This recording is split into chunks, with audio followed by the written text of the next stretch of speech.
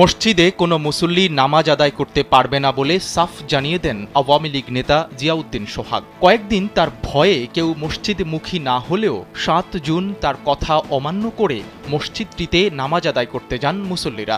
এতে ক্ষিপ্ত হয়ে ইমাম ও মুসল্লিদের পিটিয়ে মসজিদে তালা লাগিয়ে দেন ওই আওয়ামী লীগ নেতা। ন্যাক্কারজনক এই ঘটনা ঘটেছে ভোলার চরফ্যাশন উপজেলার আসলামপুর ইউনিয়নের খোদেজাবাগ গ্রামে। ইমাম ও মুসল্লিদের পেটানো জিয়াউদ্দিন সোহাগ উপজেলা কৃষক লীগের সাবেক যুগ্ম আহ্বায়ক এবং বর্তমানে আসলামপুর ইউনিয়ন তাঁতি লীগের সভাপতি। মসজিদে তালা দেওয়ার পরে মার খেলেও পার্শ্ববর্তী রাস্তার ওপর নামাজ আদায় করেন স্থানীয়রা।